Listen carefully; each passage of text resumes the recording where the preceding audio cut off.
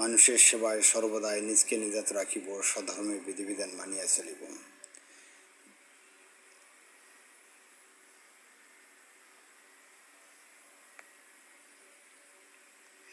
মুসলমান ভাইদেরকে সালাম, হিন্দু ভাইদেরকে নমস্কার, অন্যান্য জাতি ধর্মের ভাইদেরকে আন্তরিক শুভেচ্ছা ও অভিনন্দন। আজকে আমি নিয়ে এসেছি, আপনারা অনেক কিতাব দেখিয়েছেন, অনেক ধরনের জিন হাজির দেখিয়েছেন, তাই আমি আজকে যে আপনাদের মাঝে নিয়ে এসেছি খুব কঠিন একটা কিতাব, পুরাতন একটা কিতাব থেকে।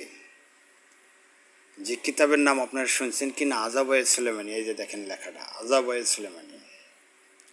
এই আজাব-ই সুলেমানি থেকে জিন হাজির করিবার আমল। তবে আমি আপনাদেরকে জিন হাজির করিবার আলম পরিপূর্ণ তুলে ধরতেছি। দেখেন কিভাবে জিন হাজির করে আপনারা বসে আনবেন।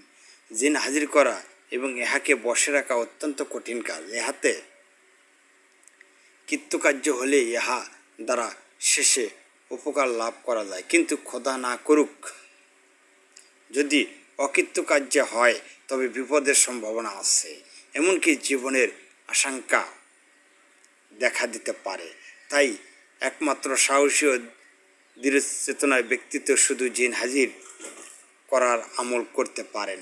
দুর্বল ভীরু লোক কখনো এই কাজে বর্তিত হবেন না।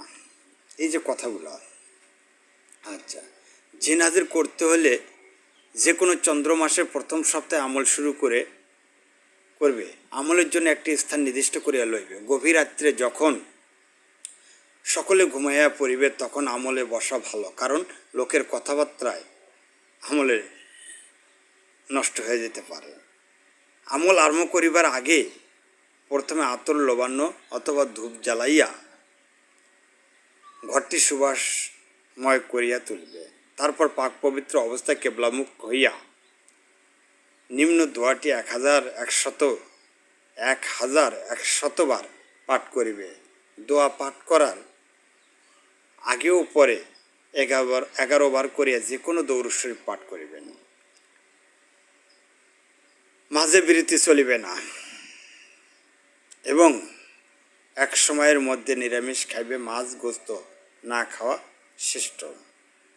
দোয়াটা আমি দেখাইতেছি, তবে কর্ম করার আগে গুরু থাকলে গুরুর ইজাজত নেবেন, পীর থাকলে পীরের ইজাজত নেবেন, এবং যদি আপনার কেউ না থাকে তাহলে একজন তাকওয়াধারী লোকের কাছ থেকে ইজাজত নেবেন।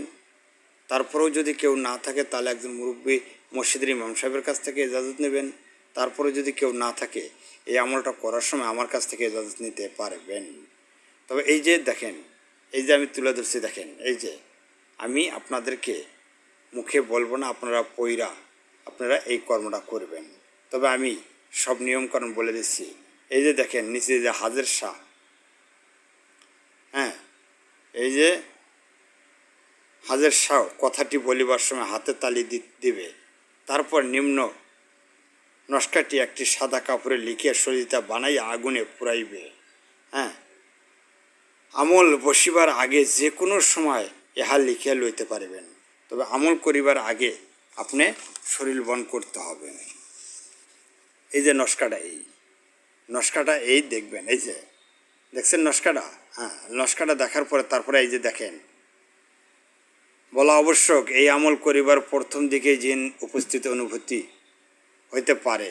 ওই সময় ভয় পাইলে চলিবে না, বরং সাহসের ঠিক রাখিয়া আমল করিতে থাকিবে।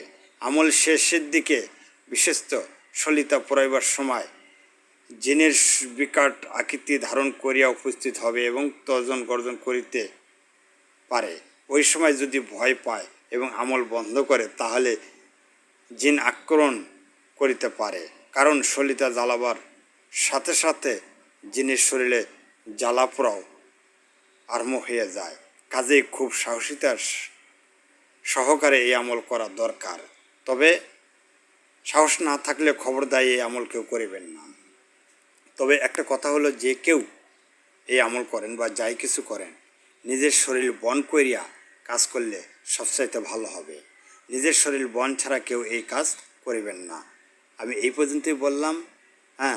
আর যে দোয়াটা খুব সঠিকভাবে, খুব পরিপূর্ণভাবে মুখস্থ করিয়া লইবেন। তবে আমি আর আপনাদেরকে বিরক্ত করলাম না, এখানেই শেষ করলাম। আমিন। আসসালামু আলাইকুম।